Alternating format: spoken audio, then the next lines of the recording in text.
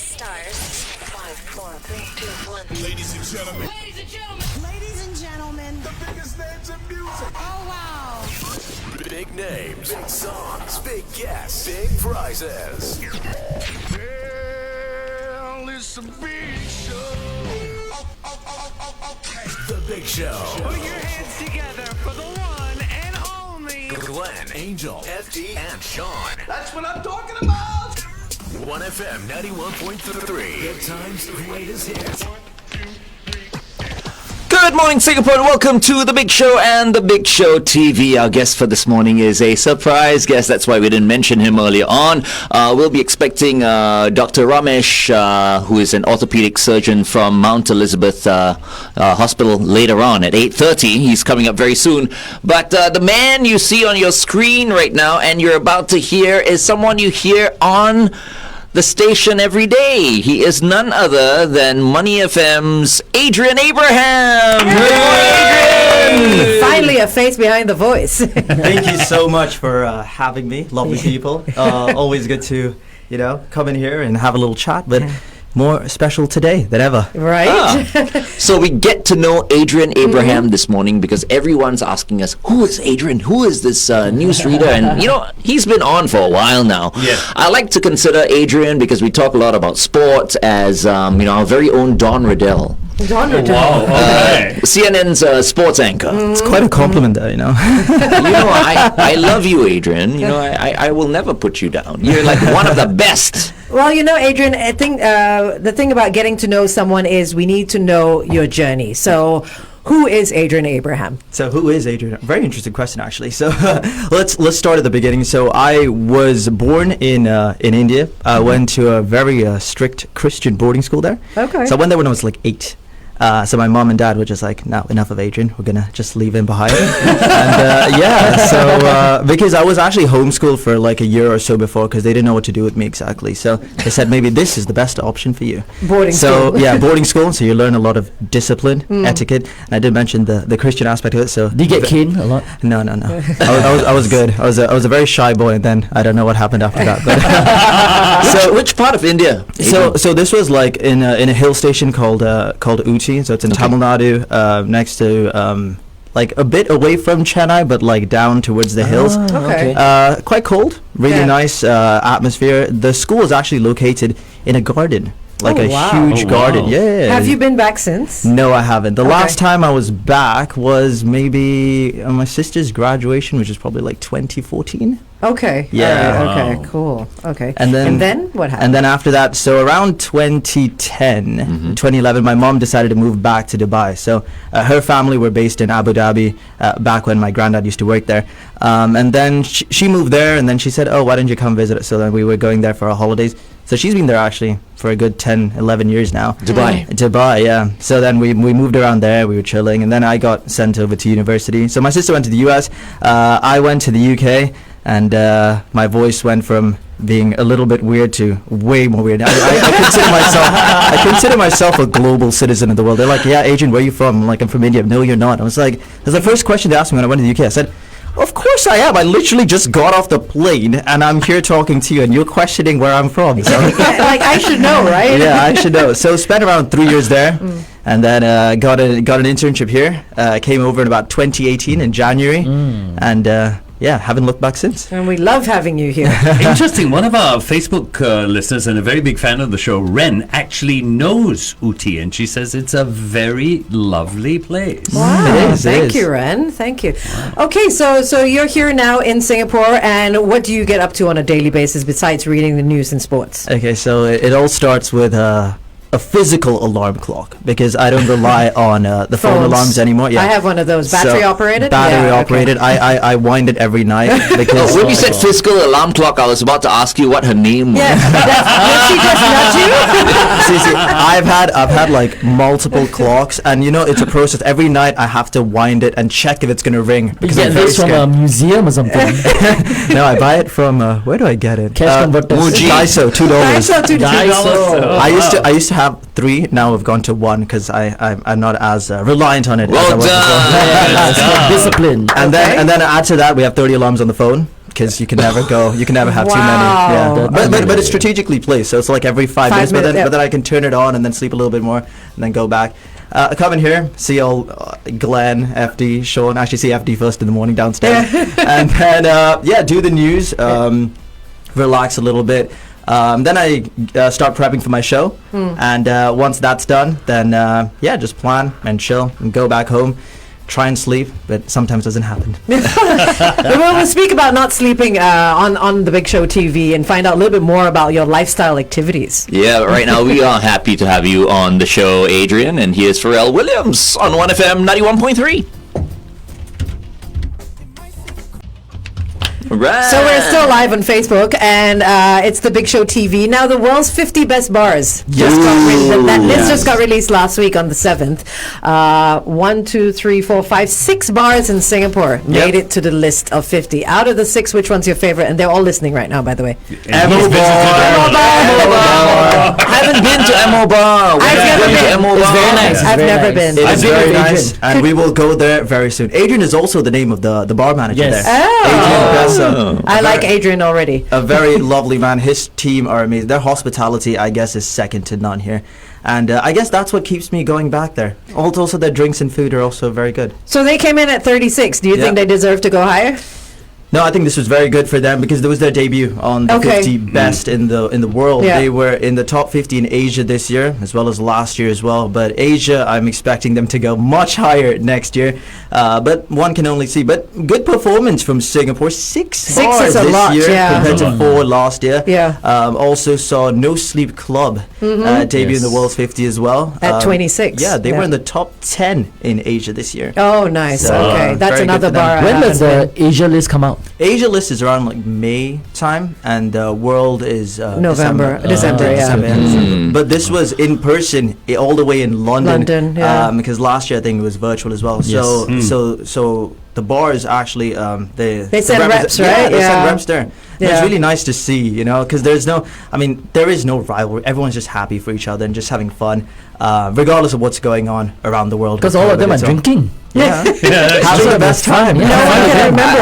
I just wanna ask you guys, because I mean you guys are so into bars and all that, right? What goes into a really, really good bar? What makes a good bar? Like all these bars, right, that have won awards and all that. What's so special about these bars? What do you think? See, What I do you feel think it like is? we had this conversation while we were waiting for the lift last week. So cocktails, of course, hospitality, food now more than ever because you need food to serve What drinks. kind of here. food though? Not It's something not too bar heavy. right? bites, surely. It's Finger more than food? that, right? More? Or is it full on? No, not full on, but you need to get the right snacks. So at Emo, they have this amazing Sindog, which is very nice. They have these curry prawns, like curry tiger prawns. They also do a stuffed chicken wing, which is also incredible. And soon they're going to have a few more options available because they're launching a new menu very soon. Oh, nice. I know what Glenn's going to say about the prawns. Are What? they peeled? They are. because- It'll help. Yeah. It'll help, right? I hate peeled prawns. I hate peeling. Peeling the no. prawns, yeah. Okay. But since their hospitality is so good, they'll peel for you. For you? So after they peel it, do they feed it to you as well? For the price of the cocktails. They just feed you some grapes. Grapes it's all as there. well. You can kick your feet up. So the list for the top 50 bars was released last week in London. And speaking of London, there's the English Premier League. A lot of news going on there, and you're big on sports. Oh Glenn's my big on goodness! By the way, Adrian has a podcast with Elliot Denker called the Sports Desk. Yes. Yeah. I'm sure you guys will be talking about this very soon. What do you think? Do you think the festive games are going to go ahead now that the English Premier League has been hit with COVID? So the Premier League have decided because they had 42 cases as of Monday, and this is the most for I think a year now. And now they need to have more measures to avoid further postponement. So they're making sure that every player gets a lateral flow test done every day before they go to the training ground. What's a lateral And they flow test? It's should. like It's a ART. ART. It's ART. Yeah. Okay, all right. Yeah. But if they're going to postpone these games, or if they're going to push them back, isn't that just going to crowd out the tail end? It's going to be horrible. It's a nightmare, right? keep in mind, next year is also the year of the World Cup. So Oh my they can't goodness. avoid this fixture congestion because then it'll just get too much. We saw last year how tired the players were because they were playing on the weekends and midweek just to get through the fixtures. And if that happens again, then with the rise of Omicron as well in the UK, it accounts for 20% of their cases, which is quite scary. They are averaging, I think, 200,000 cases a day. Omicron is 20%? 20% Wow. of UK's Crazy. cases. And that's why they're so cautious right now. Because Yeah. they don't even know what this virus can do. Yeah. They have said it's very variant rather, transmissible. sorry. Yeah, it's very transmissible, but they don't think it's worse off than Delta, so that's good news. And it's also painful for me because I play fantasy football. And the problem is, with all these postponements, some of my players don't even play. So I just keep looking at my phone. I said, oh no, but I'm behind this person in the Yeah. leaderboard. And then half my team's not playing. It seems so straightforward at one point, right? It was just easy. Just captain Salah every time. Now Salah will still play. But the other ones, I don't know what's happening. You don't even know they have COVID. You're a big Manchester United fan. They've been hit very badly. Yes, but we don't know who. That's the... Oh, really? They haven't released the No, names. no. We never know who. Right. Yeah. Wow, We know it's okay. probably not going to be Ronaldo because he's had COVID twice already. Yeah, 2 or 3 times. Yeah. Or Pogba as well had Should be COVID so quite a few immune times. by now already. Right? Yeah, twice now. I figure viruses look at Ronaldo and they just run. You'll kick them. What about F1? What's your Yeah. opinion about the whole Max Verstappen winning the world title in such a controversial way? Besides Lewis being robbed, you can't do anything about it now. I mean, like... Yeah, you've got to be a Lewis fan, right? Yeah, I mean, like the race director said, it just like Toto, we went racing, and Toto Wolff, the Mercedes team principal, he was just so angry. But then you can look at Christian Horner. You sort of see the influence that these individuals have on the sport as well. Yeah. And it was theater. They needed that drama on the last lap, and it was box office. They needed that for the sport. You could see that decision was made strictly for an entertainment value. That's what it was. You know, they could have kept that safety car out one more lap and it would have ended completely differently. as Toto said, and I quote, Michael, this is not right. Yeah. Yeah, you know, but at the end of the day, if the roles had been reversed, no Hamilton fan would be complaining. No, but you know what I really liked? The Formula One Instagram page released something that Mario Andretti said, and he said, "Masterclass on how to be the best in every way. A champion who wins most days and shows the world how to behave and stay composed when situations aren't kind to you. Lewis Hamilton brings his A game even when his soul is ripped out. Yeah. Strength, control of spirit, and role model." And Lewis Hamilton's dad has been, Lewis has been brought up really well because Yeah. his dad actually went to hug Max Yes. when And he won. Yep, and congratulate, And Jos congratulate as him. well. So, I mean, Like a how gentleman, classy yeah. is that? Super classy. But that's the way it should be. It should. But that's what sports is all Yeah, about, of course. right? But That's what as it you should said, if it's the other way around, I don't want to say, but Max would have probably thrown his helmet to the ground and like what's happening?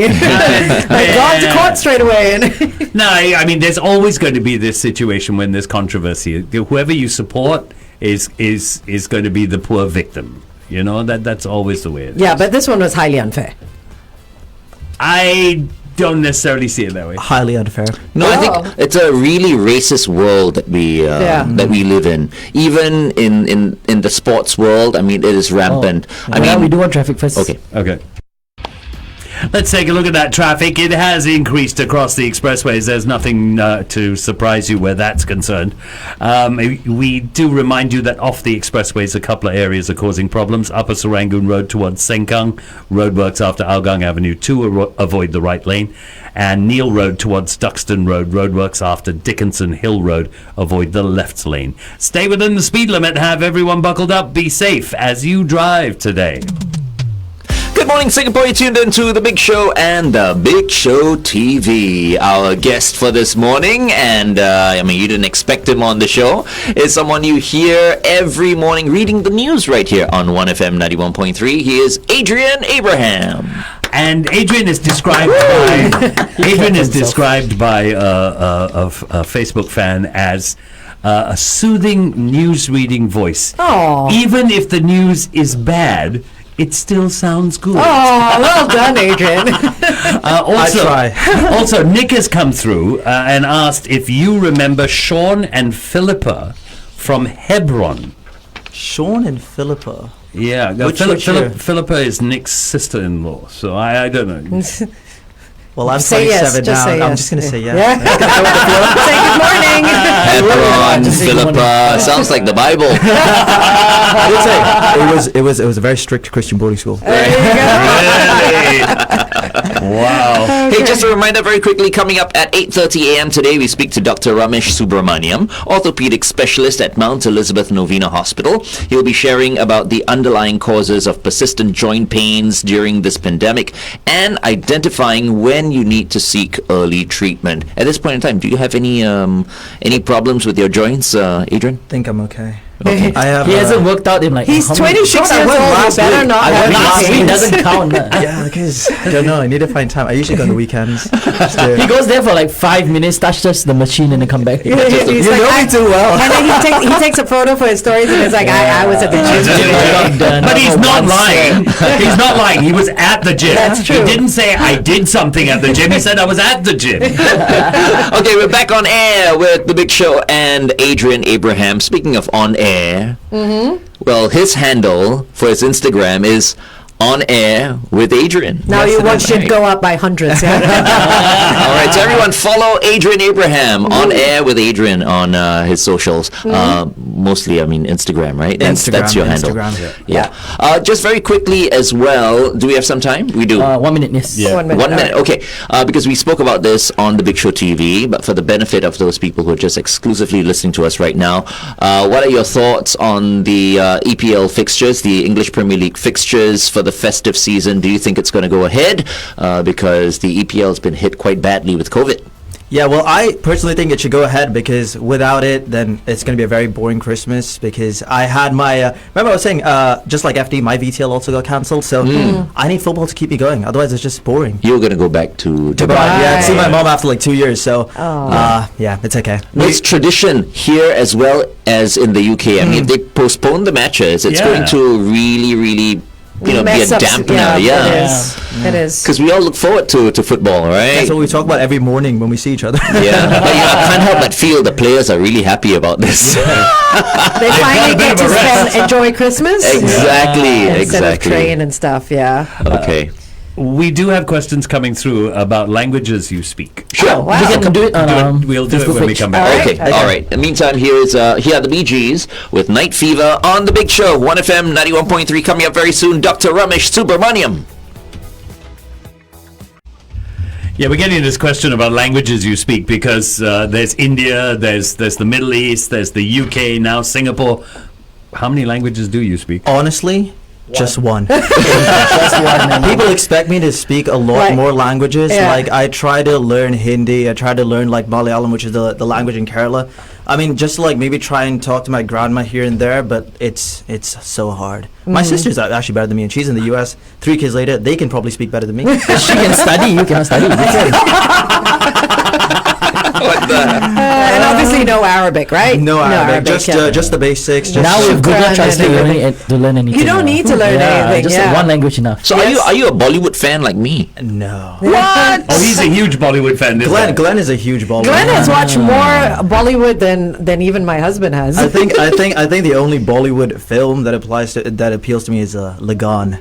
Ah, that was a Lagan good is one. good. That was a Lagan good is one. Very good one. Lagan. Amir Khan.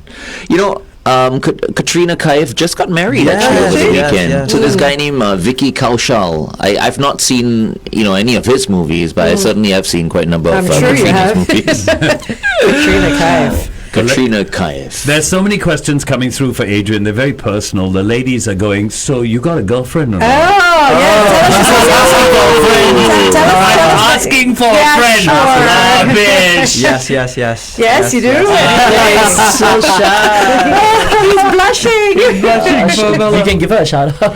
Shout out. Now she's sleeping. I keep What- it what- confidential, right? It's Facebook Live. Oh, are you not allowed to even say her name? No. Oh. Because if you say one name only, then the rest will be jealous. Sean is a bit of a troublemaker. He is, right? I try. He looks like he's trying to stoke the fire. But we'll be seeing her on Friday. Oh, Right. Okay, so Adrian has organized. Well, we did say we wanted to just pub hop or something like that. He's put a whole itinerary together Yes. of like a massive list of 2 places. 2 places. I mean, Millennial we start a place, we see what happens. He comes right? in this morning, he's like, you know what, guys, I've put in a whole itinerary. It sounded almost like we're going on a tour, right? Yeah. And then he's like, we're going to place A, and then 1.5 hours later, we're going to place B. And then I'm like, okay, then where we're going? And he's like, that's it. And I'm like, what? What do you mean? That's not an itinerary. But place C could happen, but remember 10:30. Yeah, That's fine. there's no planning nowadays already. You have to pre-book your. That's true. Well. Mocktails after 10:30. You know, no, what? You mean mocktails? I'm There's opening no up. choice. I'm opening up my house after 10:30. If you guys want to come, please come. Are over. you sure? Yes, absolutely. I've got 2 Okay. bottles of vodka that need opening, and one of them can only be drunk in shot. Oh, I can shot bring versions. Aperol Okay. Spritz. There you go. got a There you package. go. Okay. There All you right. go. Sounds like a plan. Isn't it We're on funny? leave next week anyway. There you go. It's so funny how most conversations on this show end up with alcohol. Yes. It always gravitates to Always alcohol. gravitates to alcohol. I love it. Okay. Let's not take up any more of Adrian's Yeah, time. he He needs needs to to work. Go and do the news. Go back and do the news. Thank you so much, Adrian. No, thank you for having me. Bye.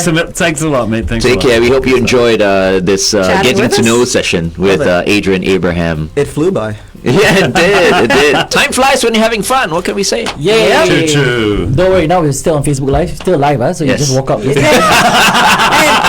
to your wave to the legions of camera. fans. There he Yeah. is. Right, yes. All right, Adrian. Thanks so much. And as you open the See door, ya. the doctor will come in also. Put your mask on. Yeah, put Yes. your mask on. Just in case. All right. Bye. See ya. I hope you enjoyed that. We enjoyed it. Yeah, fun. Yeah. So much fun. I did not know he went to boarding school in India. There you go. I knew Now you everything do. I already. didn't- I I didn't just know that. pretended not to know this and Oh, not okay. to know Sure. that. I didn't know Yes, he went to that's boarding true. school Glenn in knows India. everything. Because I've heard they've got some really good boarding schools in India. Yeah. Doctor, good morning. Good morning, Good doctor. morning, Angel. Morning. We are live. We're live Please, on live Facebook. ready, please. This is you. Have a seat. Have a seat. Or should I say, good morning, doctor? That's what the segment's called. And once again, we welcome Dr. Ramesh Subramaniam, orthopedic specialist at Mount Elizabeth Novena Hospital. Thank you so much, doctor, for joining us. Thank you. Thank you for having the show. If you feel like the chair is a bit too high, you can go lower. If you want to, yeah, yeah. You can adjust. play with the height. Yeah, just be comfortable. Yeah, look at my chair. I feel like a hobbit right now. You look like a hobbit as Yeah. well.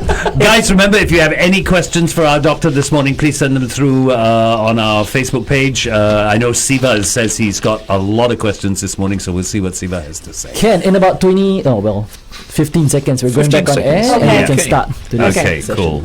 We'll do. All right. For our home viewers, good Can you morning. hear us okay? Yeah, I Hear hear you guys yourself fine. okay? Thank you. Perfect. Good, Okay, good. stand by in 3, 2.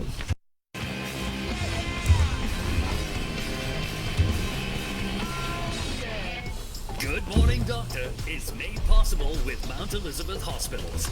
Take charge of your health today. Good morning, as advertised. It was just mentioned, yeah. Yes, we have in the studio right now Dr. Ramesh Subramaniam, orthopedic specialist at Mount Elizabeth Novena Hospital. Good morning, doctor. Good morning. Thank you for having me on the show. Thank you Thanks for so much coming for in. taking time and coming in and joining us this early in the morning. Thanks. Thank you. It's a pleasure. Okay, so today, let's just get straight to it. We're talking about aches and pains, Oh, so and many. especially injuries during the pandemic. So I'm going to start this off with the first question. When's the right time to visit the doctor for a checkup when facing joint pains? I think it all depends on the context of the joint pain. So if somebody had trauma, like an injury, an accident, then there will be a recommendation to go and see a doctor, especially when a particular part of the body is injured, whereby there's noticeable swelling, there's restriction of motion of the joint, or you see bruises or open wounds. Then I think in those situations, you want to get to a doctor fairly early. But if it's a minor fall and you can still bend the joint and you can still walk and there's no open wounds and you find the pain levels are very minimum, then you can watch it for 1 or 2 days to see whether it gets better. If not, go in and see a doctor. Actually, that's a very interesting comment. Watch it for 1 or 2 days. I mean, I'm guilty of this. I watch it for way more than 1 or 2 days. I tend to wait. Like, okay, if it's Tuesday, I'll give it till the weekend. Yeah, because you just think you're old. Yeah, right. So I it's think an old thing, it's right? old aches and pains. How do I know the difference? So things are getting better because day on day the pain should be getting better, the swelling should be getting better. Right. But if you find that after say 24 to 48 hours the pain is not subsiding, then it's worthwhile to let a medical professional take a look and evaluate. Right. So I've been doing you this can't wrong for dismiss a while. everything on old age. Yeah, that's true. Yeah. But we do ache a little bit more. Like, for example, I mean, when I was younger, I would go to the gym and I would ache the next day, but after that, I'll be fine. These days, I ache for like 3 days, because I'm 51 now. But earlier on, Angel mentioned, right, aches and pains, but it's a lot more than that, because as an orthopedic surgeon, as you mentioned, you deal with joints.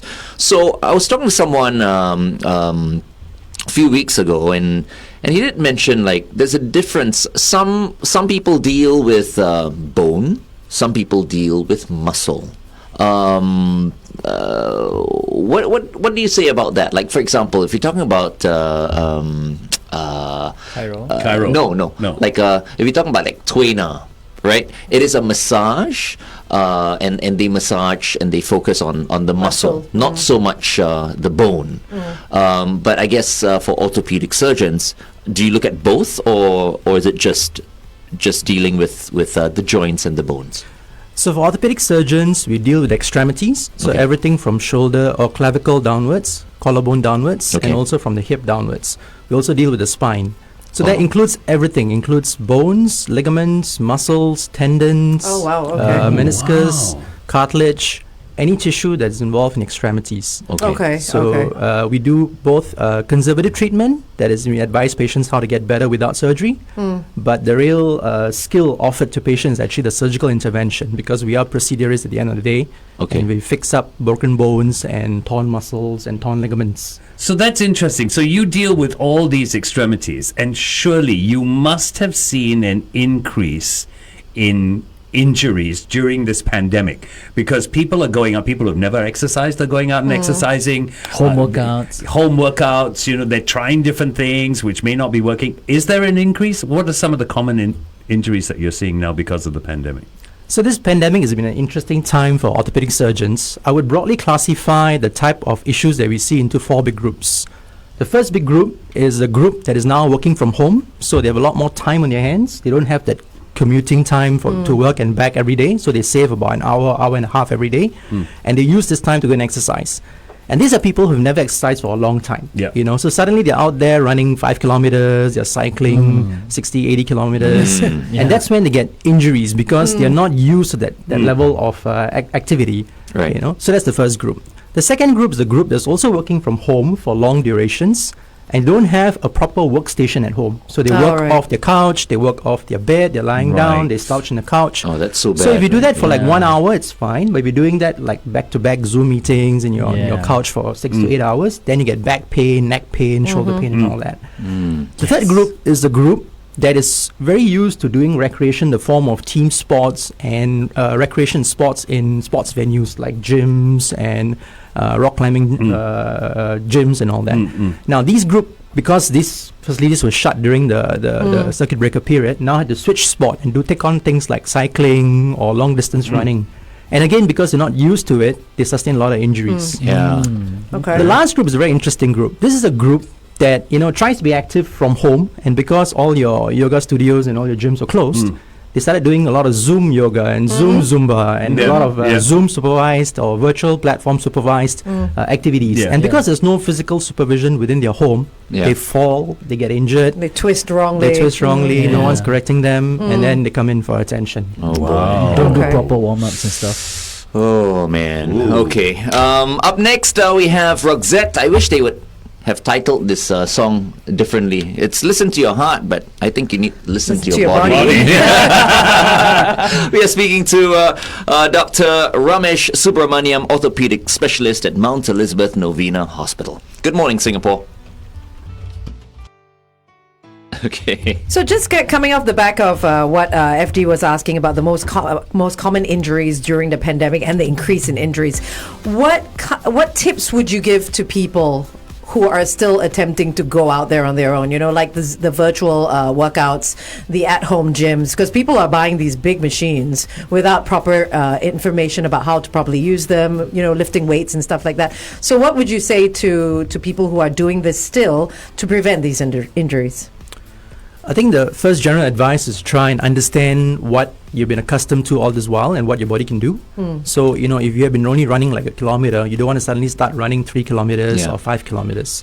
So what we recommend is to try and step up your training or your exercise in a very slow, progressive, incremental level. You don't want to take on too much too early.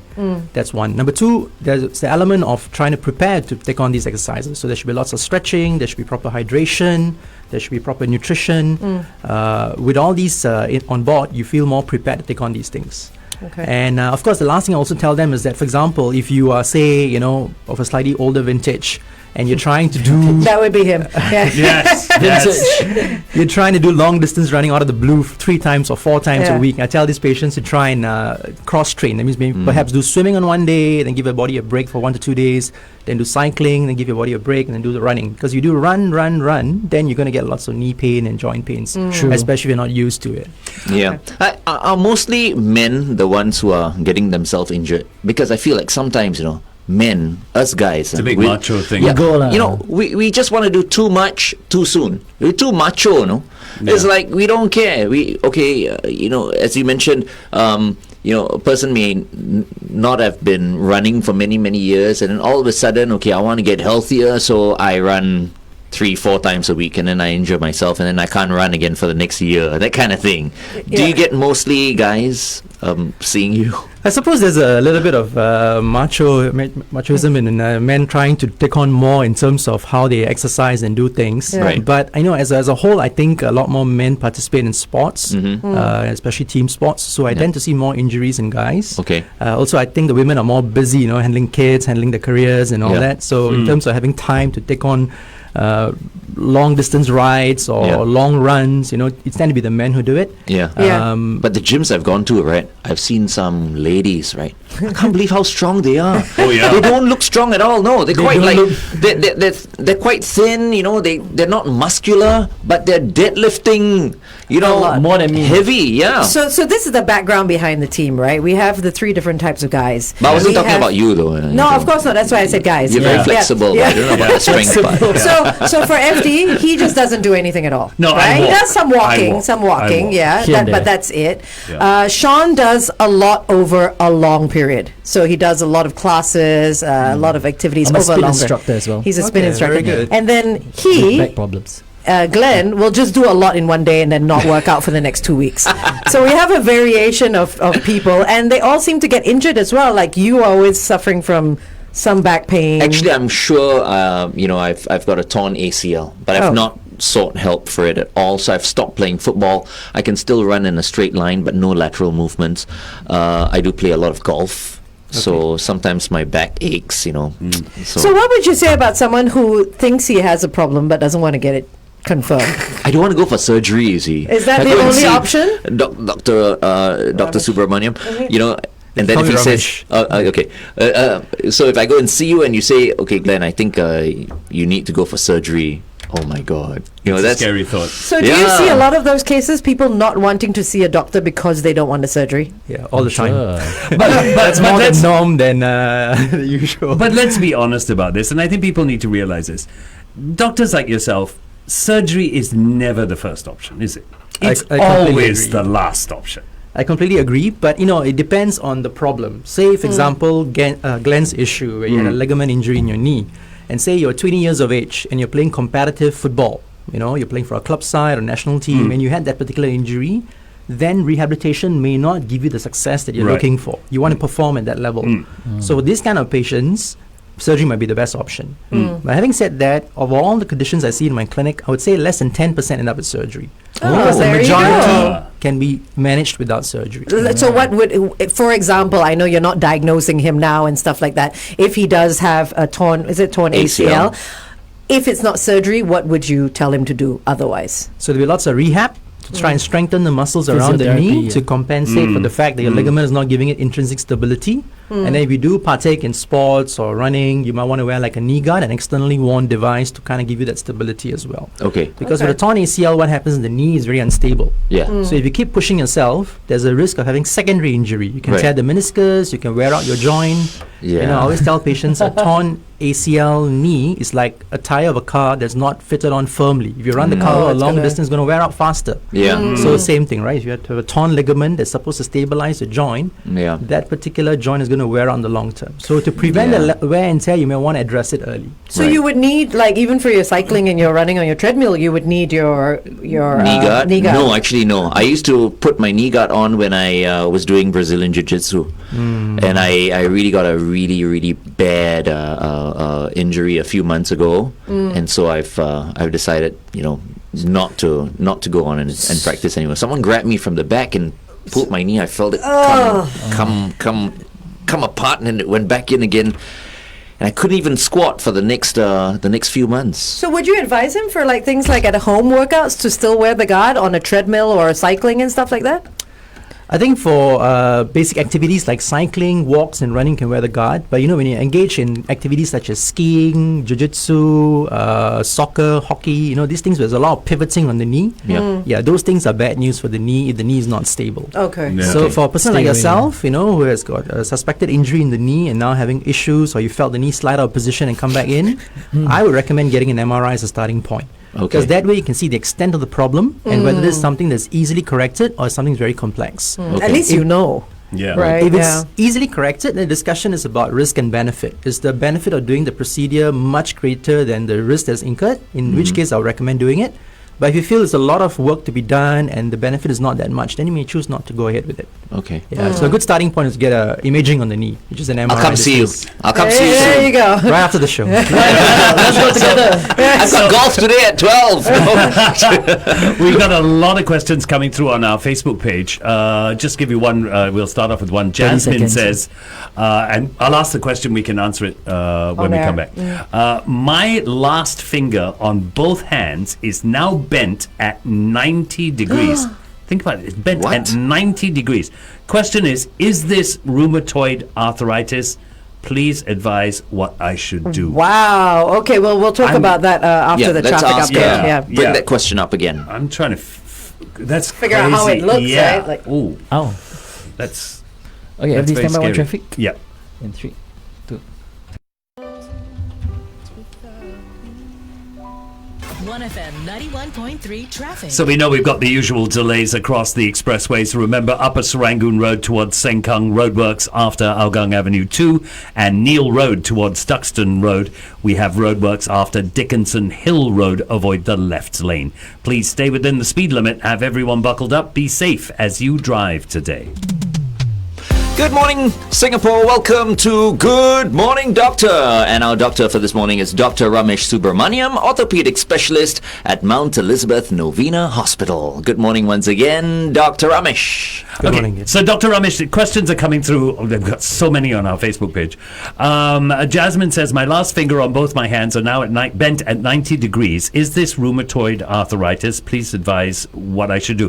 Rheumatoid arthritis does do that, doesn't it? Especially if it's in your hands. It does start to deform the fingers and joints in your hands, right? Yes, so for the listeners, rheumatoid arthritis is a autoimmune condition where there's inflammation of your joints, and there's a very strict criteria in which you define somebody as having rheumatoid arthritis. So one of the hallmarks is morning stiffness involving the small joints of the hands. So if somebody has got these symptoms on your hands, usually involves more than one finger, usually involves quite a few fingers, and they also have other symptoms as well. Now, if this particular lady has got deformity of the finger, then the first question I want to ask her is that has there been any trauma to the finger? Have you injured it in any way that's resulted in that deformity? If there's no trauma, the commonest cause of having a finger range of motion limitation, whereby it's bent 90 degrees, is actually trigger finger, where a ligament over the tendon gets a bit constrictive as a result that you're not able to extend your finger. So the finger remains locked at 90 degrees. So we're looking at 90 degrees down. Down or sideways? Yeah, I was looking at 90 degrees. Sideways, yeah. So Can't is it happen, down? right? That's broken. That's broken, right? So Yeah, absolutely. So we want to make sure there's no trauma, right? We want to make sure there's no fracture, there's no joint dislocation in this particular case. But if there's no trauma and she's got a 90-degree deformity whereby she can't extend the finger, then the commonest issue there would be a trigger finger. So for this lady, I think the starting point is going to see a medical professional, right, to get an indication of what kind of issue it is. Yeah. Okay. Poor thing. I feel for you. Yeah. Okay. Try to get some help. So when you, Dr. Ramesh, when you say medical professional, for something like that our listener typed in, would it be a GP? Would it be someone like you who's an orthopedic specialist? What kind of doctor would they see? I think for most of the public, they're not quite sure which doctor to see. So you had a problem, the best person to attend to the problem is actually your local GP, your family doctor. Okay. They would then examine you and tell you, okay, this looks more like rheumatoid arthritis, which is an inflammatory problem, an autoimmune problem. So you're better off seeing a rheumatologist who can manage the condition with medical therapy. Or the doctor feels that this is a structural issue where the finger is dislocated or the finger there's a deformity that needs to be corrected surgically. Then the doctor will refer you to an orthopedic specialist. So as a kind of a triage, it's good to always see your family local doctor. So start there. Yeah. Okay. If it's a long-standing problem, of course, if you injured it, you fell down, your finger looks kind of crooked, then you might want to go straight to orthopedic surgeon or the accident emergency department of any hospital. Yeah, absolutely, correct. We're hearing terms on our Facebook page too that I've never heard of before. Hyperextendable right leg. When we come back, we'll talk about that. Hyperextendable right leg. It's like extending the other way. I don't know. Elastic man. Okay, we are speaking to Dr. Ramesh on this wonderful segment everybody loves called Good Morning Doctor. And up next is Rick Astley. He is never going to give you up on the Big Show. 1FM 91.3. Good morning. So let's find out a little bit about this. I'm gonna damage my neck. Hyperextension. You'll have a hyperextendable neck. Hyperextendable right leg. My youngest daughter was born with a hyperextendable right leg. We sent her for orthopedic therapy until she was 6 months old, and we stopped. She's now 7 years old. Are there chances of her knee giving way now? Is there a chance of that? So we do see this in quite a lot of Asian patients where they have a condition called hyperlaxity of ligaments. It is not a pathological condition. It just means you're more flexible than a usual individual. So for example, if you stretch out your elbow, most of us have elbow straight, but some of them have elbow bending the other way. So that's called recurvatum, or the elbow joining, extending beyond neutral. And they don't feel any pain. They don't feel any pain. So if you lined up an entire gymnastics team, I would say 80 to 90% of the gymnasts within the team would have some element of hyperlaxity. Wow. Right, that enables them to be good at their sport. Is it something people are born with, or is it something you can create when you're young? You know what I mean? Like with gymnasts and stuff like that. It's got to do with the quality of the collagen within the soft tissue. So as a result, you're usually born with it. But the good thing is that as you get older, as we get older, most of our tissues get tighter and more stiffer. Most of us outgrow it. Right, Or it doesn't bother us when you go into our 40s and our 50s. Yeah. But the problem is when in your teenage years, in your early 20s, and you do have hyperlaxity, you're at a higher risk of getting joint injuries like shoulder dislocations, ankle sprains, kneecap dislocation, ACL tears, because the tissues are a little bit more lax, they tend to give way a lot easier. Oh, right. Okay. Unfortunately, there's nothing much you can do about it, but what you can do, or what I advise patients to do, is build up enough strength around the joint such that, even though the joint is intrinsically a little bit more lax, you do not have injuries that you sustain in the course of your sport or your work. Right. Okay. Speaking of dislocated shoulders, I've got a left dislocated shoulder. You've got all as sorts of well. problems. You didn't ask me how I got it. How did you get it? I was fighting. Oh, there you go. I was fighting with my Jack Russell. Oh, my God. That little thing? Okay. Yes, the dog won that day. The dog won for sure. The dog won. Jack Russell won. I thought I didn't have a question for you, but actually I remember that I do. So my right knee does not hurt when I squat, but it makes a noise that sounds like there's a rubber band snapping. Like. What? Not really. No, it doesn't sound like So it's not even a bones. crack, No, or- it's not a crack. It kind of sounds like a. So what is that? It doesn't hurt. It's the conflicts you keep under your knee. Yeah, I think so. It's only when I squat. Can you put the mic to your when knee I'm- and squat on the There chair? is actually sound, Are you serious? I swear there is sound. Well, just yeah. that it doesn't look very glam now. No, yeah, exactly. No, I'm not Okay. doing it on Facebook. But yeah. So what could that be? So having clicking sounds about the joints is common for a lot of us. It's not clicking though. It's clicking or grinding. Okay, it's Okay. quite, It's common for a lot of grinding, us. okay. So All if you rotate your ankle, I'm sure you feel a little bit of clicking. Yep. going on. Yeah, sometimes, So a lot yeah. of it is tendons and ligaments running over bony prominences. That's what gives it clicking and snapping sensations. Okay. If it doesn't give you pain, usually we're not too worried about it. Okay. Only when it starts giving you pain, then we're a bit more concerned because that means the tendon or ligament is getting very inflamed. Okay. And that Okay. might require attention. Okay. Now, with regards to the knee, the other issue is that you have the kneecap that sits in a groove called Yeah. a trochlear groove. And every time you straighten and bend your knee, the kneecap needs to run in a straight alignment. Right. For a lot of ladies, what happens is that the quadriceps that controls the kneecap is a lot stronger on the outside and it's a lot weaker on the inside. So as a Oh. result of that, every time you get up from a seated position or a squat position, when the quads contracts to stand you up, the kneecap starts to track a little bit more outwards. So that moving of the kneecap in and out gives a little bit of clicking around the kneecap or grinding sensation as you Okay. feel it. Usually Okay. no pain, Yeah. okay, when you're Okay. younger. Yeah. But over the years, if it's maltracking, then it can catch up with you. So would training your quads and Your inner strengthening quads. and your inner quads help with that? Absolutely. So Okay. that's the recommended treatment for this. So you do a lot of stretches for your outer quads and your ITB, tibial band. Yep. And you do a lot of inner quad strengthening, what they call a VMO. Sumo squats. Yeah. No. Yeah, sumo also works the inner thighs. I Inner guess. thighs. I Yeah, guess, inner thighs. Yeah. We stay with the knees. Linda has said, what's the best exercise for knee pain? My doctor said my cartilage is gone. Ooh. So if that's gone, what kind of exercises can someone do? Bionic leg. Yeah. So the problem with cartilage as a tissue is that it doesn't heal. It doesn't have any blood supply, so it cannot replenish itself. So all the cartilage you had when you were in your younger years is what you're going to have throughout your lifetime. Muscles can Wow. regenerate, bone can heal, but cartilage unfortunately cannot regenerate.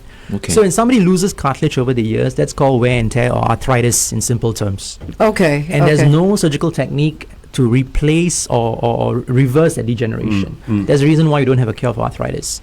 So when someone Okay. has got significant arthritis, then the options are to look at pain relief as the main modality of treatment. So in this particular lady who's got cartilage wear and tear, the main treatment would be to try and relieve her pain by taking painkillers, by doing lots of physio to strengthen the muscles around the knee. If that doesn't work, then sometimes we give this injection to the joint, like a lubrication injection or gel injection. Right, We do right. that as well for those 60 years and To beyond. ease it.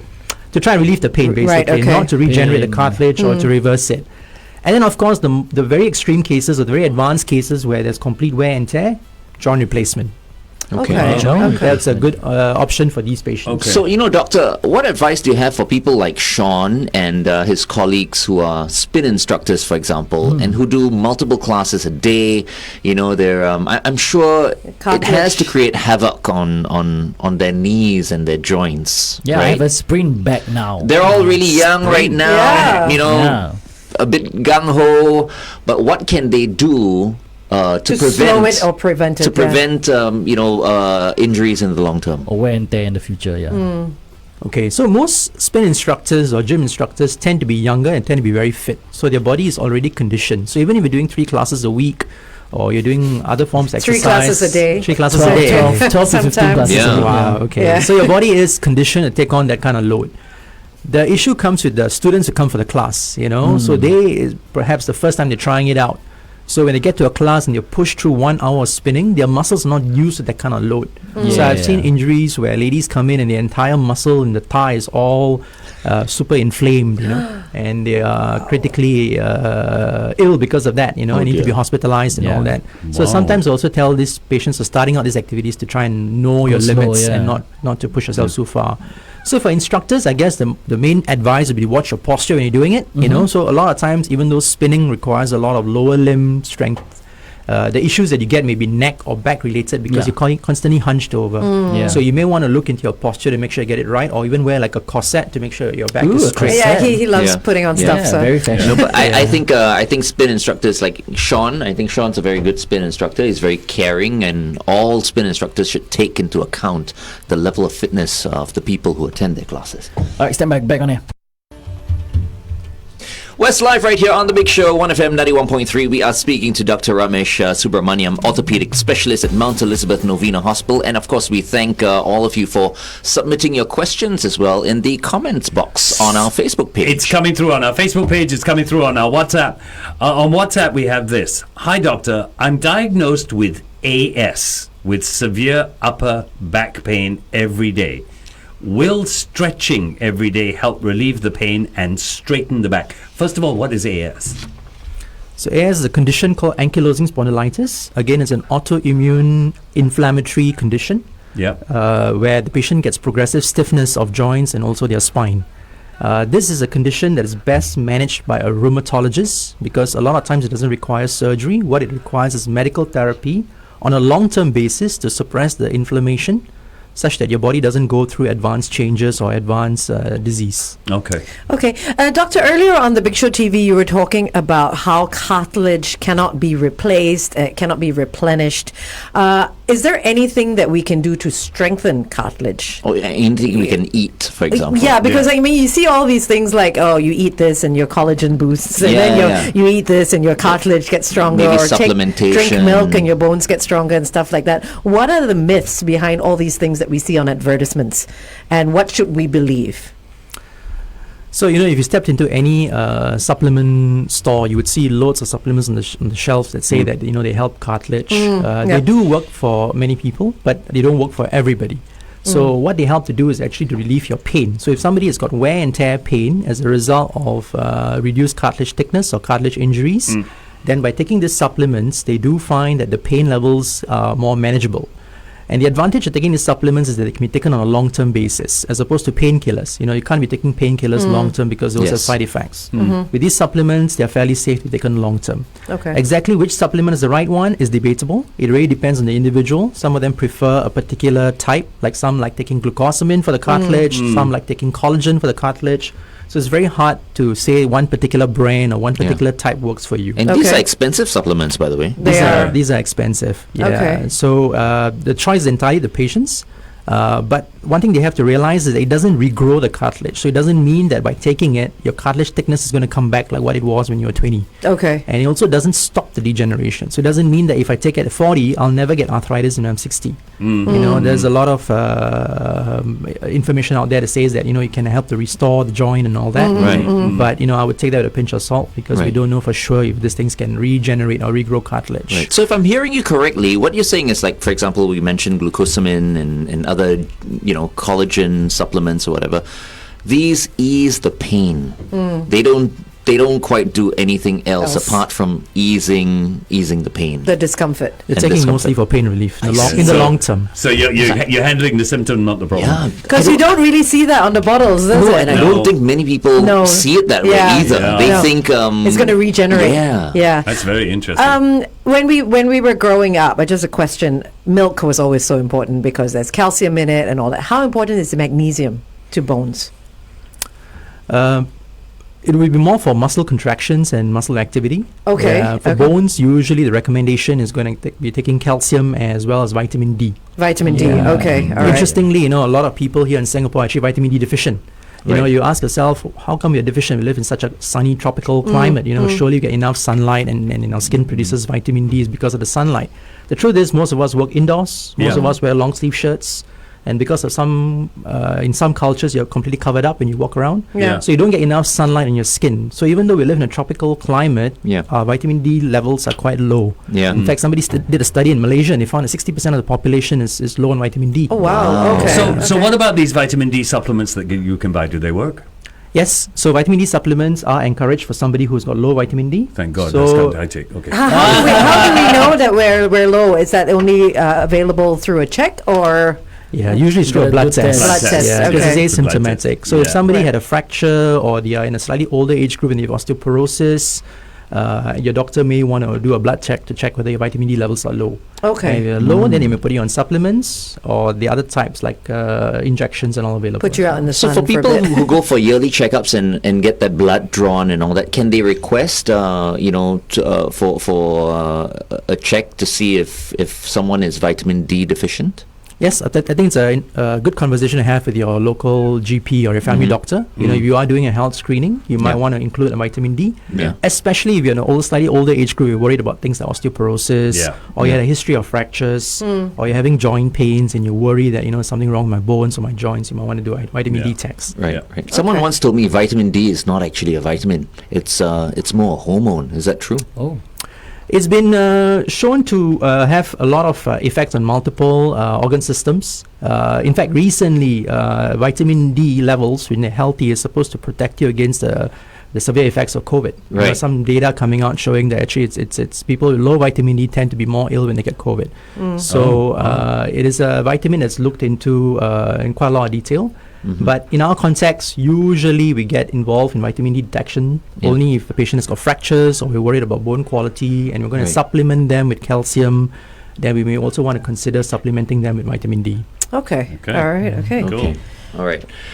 One last question regarding vitamin D, because all of a sudden I'm thinking, okay, someone who's thinking of getting supplements and all that, they might want to know how much vitamin D is recommended. Required, So most vitamin D supplements usually range from 1,000 to 2,000 IUs, international units, per capsule, or they have this soft gel preparations, Okay. But if you're taking vitamin D in conjunction with calcium, the combined preparation, usually doses are much lower. Okay. Probably 600 to 800 IU, which is good enough because if you're taking vitamin D through diet, you're getting vitamin D through sunlight, you're getting vitamin D through your supplements, I think you have a decent dose to maintain it. And what does too much vitamin D do to the body? Become the sun. It's so easy for people to over supplement themselves with vitamin D now that we're talking about it, right? I think your body has a good way of auto-regulating it. It's very difficult to overdose yourself unless you're taking external sources of supplements. So for someone who loves the sun and loves sunbathing and stuff like that, they won't need their vitamin D in terms of supplements? Okay, so it's a good question. We have looked at various populations and we do realize that certain people, even though they get lots of sunlight, the body is unable to produce vitamin D off the sun exposure. Some people are more adept at doing that. So you will never know how much Blood vitamin test. D Still gotta blood test get is the way to tested, go. Okay. All right. Cool. I'm going to be, visiting you very soon, Dr. Ramesh. He's going to make an appointment right now. Okay. Anything else for Dr. Ramesh before we let him go? Because he's busy. I'm very We've sure. got one question that I do want to get down to. Okay. Because I've known friends who've had this. Okay. Frozen shoulder. Is it treatable through therapy or is surgery necessary? And the question is, if the therapy is the only thing used, is it a very long process? So frozen shoulder is a fairly common shoulder condition. I see it almost daily in my clinic. It happens to patients without any good rhyme or reason. It can happen even the most healthiest of patients. Wow. There are two types of frozen shoulder. There's primary frozen shoulder that happens by itself. It is idiopathic. Nobody knows why you get it. And then there's secondary frozen shoulder that happens because of other issues. Like, for example, you had a shoulder injury, you had torn a tendon in the shoulder, you had a fracture in the joint, and it was immobilized, or you had dislocation. So the secondary frozen shoulder. So for somebody who's got primary frozen shoulder, the condition can go on for quite a while. It takes about 18 and 24 months before this particular patient can get better. Wow, And that's it goes through 3 phases. There's a freezing phase, frozen phase, and a thawing phase. So in the freezing phase, your shoulder is getting more and more painful, more and more stiff, and that lasts for about 6 months. Then you tip over into a frozen phase where the pain doesn't bother you, but it's just the stiffness. So you find that you can't reach your hair, you can't bring a cup of coffee up to your mouth, So they get very stiff and they get very bothered by it. Then after about another 6 months, the condition starts to get better. The shoulder thaws out. So you get more and more range, you get more and more function out of it. So even if you didn't do anything about it, the condition takes about 18 to 24 months to get better. The truth is, most of us cannot tolerate that for 18 to 24 months. So what we do is going to see a doctor, and the doctor usually prescribes physiotherapy to try and improve the range. If the pain is a bother, they might add on a steroid injection to reduce the inflammation and pain. Only the condition goes on, say, after 9 to 10 months, and the patient finds that I'm extremely stiff and my activities of daily living are hampered, then there are surgical procedures that we can offer to try and speed it up. Okay. Right, okay. Oh my God, I should have sat this way from just because my neck is aching. No. Well, Really? you know what? We have an orthopedics specialist here. Ouch. I feel like cracking my neck. I do that quite a bit. Is that okay? cracking knuckles, Yeah, cracking like- neck and Yeah. back. Is that okay? Well, once in a while it's fine. You know, it eases the joint, it gives you a bit pain relief. Yeah. But too much is of a good, Just no like good. cracking your knuckles. Knuckles, yeah. That's, Oh, I do that too every much is day, not too though. good as well. Okay. All right. Yep. I think that's just about as much time as we have with Dr. Ramesh, who needs to go back to Mount Elizabeth Novena Hospital. Yes. By the way, what's the name of your clinic, Dr. Ramesh? It's called Avant Orthopedics. Okay. It's at Mount Elizabeth Novena Hospital. All right. Let's make an appointment with Dr. Ramesh. Not let's, you. Hey, there's so many people out there like me, you know. Yeah. Maybe now they'll finally get themselves checked. That is as true. well. That is true. Thank you so much for being here with us this morning, Doctor. Thank you for having me on the show. Had a great time. Thank you. Fantastic. Good Morning Doctor was made possible with Great. All right. Say bye to Everybody everyone. can say Say bye-bye. goodbye to all your legions of fans. Thanks for watching.